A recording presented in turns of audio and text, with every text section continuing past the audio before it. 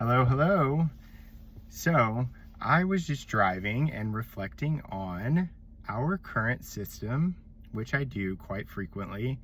And I'm driving, I've had a lot of trouble getting my license, and nobody can explain to me why I'm unable to renew it. I paid all my fees, I did all these things. There is absolutely no reason. Even the lady at the DPS was like, Department of Public Safety in Texas was like, I don't know, I've never seen this before. It just says you're not eligible. It looks like you cleared everything up.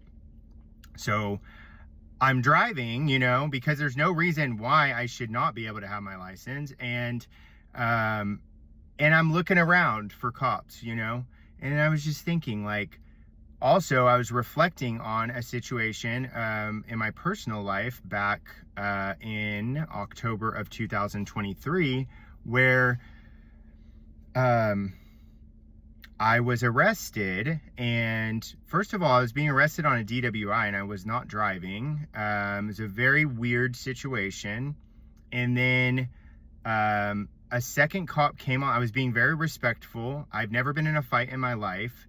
And the second cop on the scene showed up drunk, which I didn't know until he was on top of me, but showed up drunk, and he proceeded to, he groomed me, made me feel safe, talked to me very calmly at first, and the other guy was being really mean to me. So I was like, thank you so much for, being decent and whatever. Like, this other guy is just yelling at me, and like, thank you for treating me like a human being.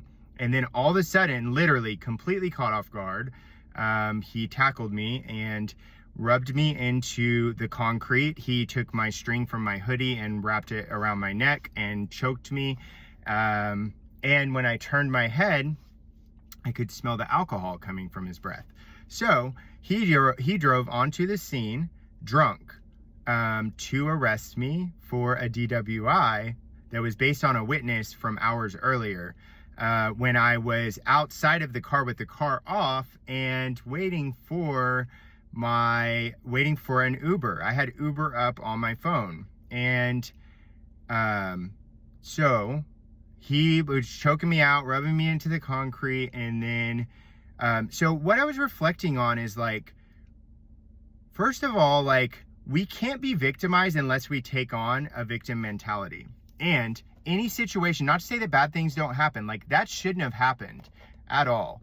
And I had to move through my emotions around it. I was very angry at first, so I allowed myself the space to express the anger that I felt. I had a reason to be angry, and then a lot of sadness underneath it, because usually sadness is underneath the anger. So if I can move through the anger, I can get to the sadness. And the sadness was that, not only was I not protected, but I was attacked by this system that is set up to protect the people.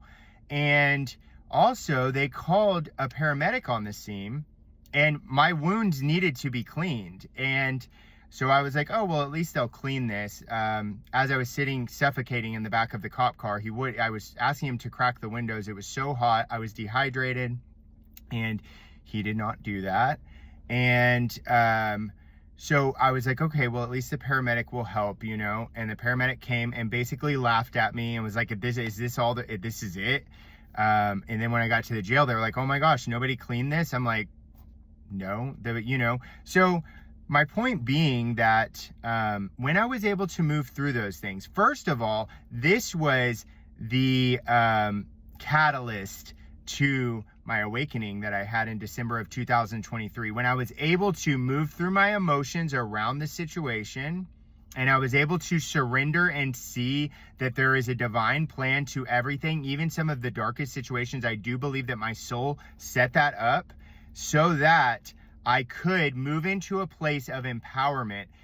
And then when I was able to really surrender, I fully surrendered. I had also just put my dog down that month. It's like the darkness that we walk through, it can be a catalyst. It can be fuel for our own empowerment, and also to fuel us to really, like, now that I've moved through all that around it, it's like, I have so much fire in me to really make a difference within that system, and to do it in a way that is productive, not to come at fight with fight and anger, but to come at it in a loving way and be like, this is not okay. It's also not okay that I am not able to get my license, and I'm looking over my shoulder for cops because I know that they can be dangerous to the people. And it's like, that's an issue. We shouldn't have to fear the system that is supposed to be set up to serve the people and work for us.